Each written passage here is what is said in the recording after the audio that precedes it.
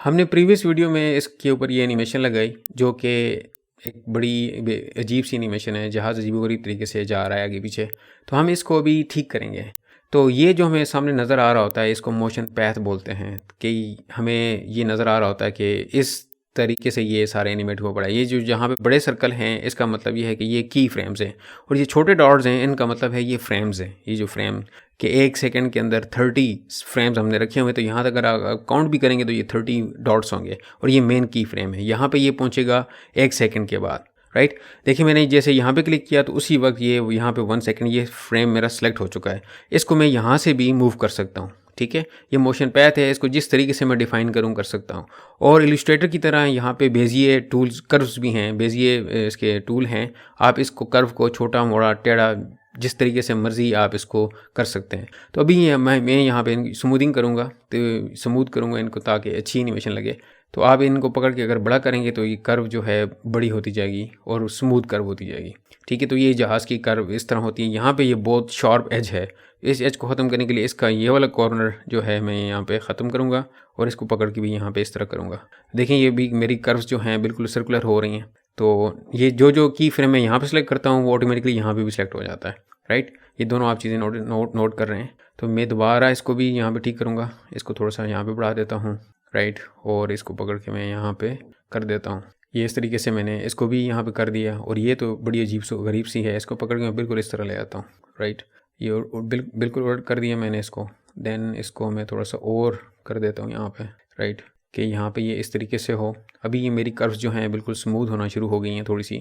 Then ये रह गई है ये वाला की फ्रेम, इसको भी मैं जहाँ से स्मूथ करता हूँ। जितना आप करीब करते जाएंगे ये बिल्कुल कॉर्नर बनता जाएगा, और जितना दूर लेके जाते जाएंगे ये एक सर्कुलर कर्व बनती जाएगी बहुत बड़ी अच्छे तरीके से।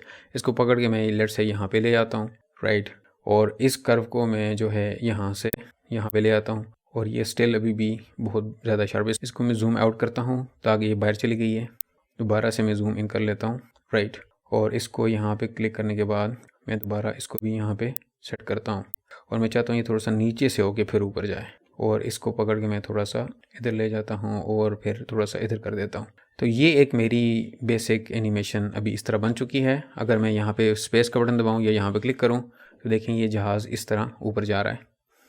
और ये भी इसकी एनिमेशन जो है बड़ी अच्छी तरीके से हो गई है। कर्व बड़े अच्छी तरीके से इसकी हो रही हैं, कर्व्स मूव हो रही हैं। तो अभी मैं इसको स्टॉप करता हूँ। अभी मैं चाहता हूँ कि ये जहाज़ जो है जहाँ पे टर्न आए तो ऑटोमेटिकली टर्न भी करे, राइट। तो ये एक ही तरफ जा रहा है। तो ये बहुत आसान सा तरीका है। आप इस लेयर को सिलेक्ट करेंगे, जो एरोप्लेन वाली लेयर है, इसके ऊपर सेलेक्ट करने के बाद राइट क्लिक करेंगे। यहाँ से भी कर सकते हैं, यहाँ लेयर से भी कर सकते हैं। ये ऊपर जो लेयर है ये मैंने यहीं से किया। और ट्रांसफॉर्म की प्रॉपर्टी है, ट्रांसफॉर्म में जाके ऑटो ओरिएंट है, इसको आपने ऑन करना है। ऑटो ओरिएंट का ये मतलब है कि ये इस लेयर के ऊपर जो भी ऑब्जेक्ट है ये मोशन पैथ के साथ साथ जहाँ पे मोशन पैथ मुड़ रहा है तो ये ऑटोमेटिकली वहाँ पे भी रोटेट कर ले। जिस तरह पैथ जा रहा है उसी तरीके से ये कर्व भी जाएगी, वो ऑब्जेक्ट भी जाएगा, वो लेयर भी जाएगी। तो इसको मैंने ऑन कर दिया यहाँ पे। तो अभी अगर आप एनिमेशन देखें दोबारा से चला के तो ये बिल्कुल एक नेचुरल सी लुकिंग आती है। देखें ये बिल्कुल एक नेचुरल सी फील होती है कि ये ऑटोमेटिकली ये जो है ये रोटेट कर रहा है, राइट। और ये इस तरीके से यहाँ पे निकल गया।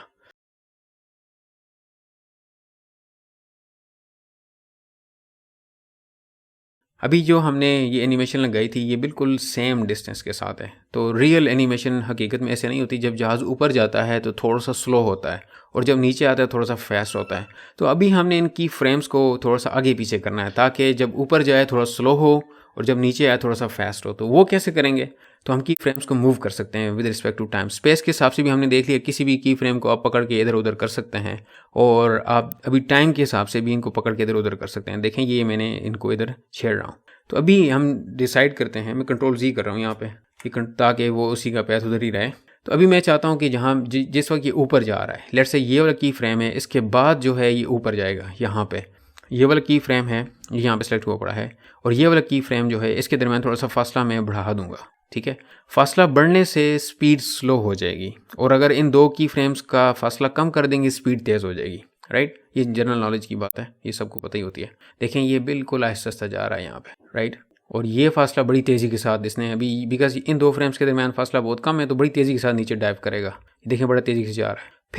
फिर ये इस की फ्रेम्स का जो है फासला मैं जो है फिर मज़ीद बढ़ा दूँगा, ठीक है, यानी कि बिल्कुल स्लो स्लो फिर जाएगा। देखिए फिर बड़ा स्लो स्लो ऊपर उठ रहा है, राइट, बड़ा स्लो स्लो जा रहा है, फिर यहाँ से फिर वो अचानक तेज़ हो जाएगा, ये अचानक से फिर तेज़ हो गया, ये फिर यहाँ से स्लो हो जाना चाहिए। इसको मैं दोबारा इस की फ्रेम को पकड़ के थोड़ा सा दूर ले जाऊँगा ताकि ये स्लो हो। तो ये जो है अभी दोबारा फिर यहाँ पे बहुत स्लो हो गया है और आखिरी बिल्कुल ये फासला तो बहुत तेज़ी के साथ ये तय करेगा, राइट। तो मैं चाहता हूँ ये यहाँ पे आने के बाद ये यहाँ पे रुके नहीं, बल्कि इसको मैं थोड़ा सा और आगे लेके चला जाता हूँ ताकि ये बिल्कुल गायब हो जाए। तो ये अभी हमारी एनिमेशन थोड़ी सी रियलिज़म के करीब आ चुकी है। अगर मैं इसको शुरू से दोबारा प्ले करूँ तो देखें ये कैसे प्ले होगी। देखें ये स्लो हो गया, देन ये तेज़ हुआ, फिर स्लो हो गया, फिर तेज़ हुआ, फिर ये स्लो हो गया, फिर ये तेज़ होकर एक दफ़ा निकल गया। तो ये एक बेसिक एनिमेशन लग चुकी है। इसमें आप अपने खुद तजर्बे कर सकते हैं, अपनी मर्ज़ी के तजर्बे कर सकते हैं और अपनी मर्ज़ी से इसको अपना मोशन पे आता आप डिसाइड कर सकते हैं। तो अभी इसमें ऑडियो ऐड नहीं है, नेक्स्ट वीडियो में हम देखेंगे कि इसमें ऑडियो किस तरह ऐड करते हैं और ऑडियो ऐड करने के बाद हम इसको फाइनल रेंडर की तरफ लेके जाएंगे। तो मिलते हैं नेक्स्ट वीडियो में।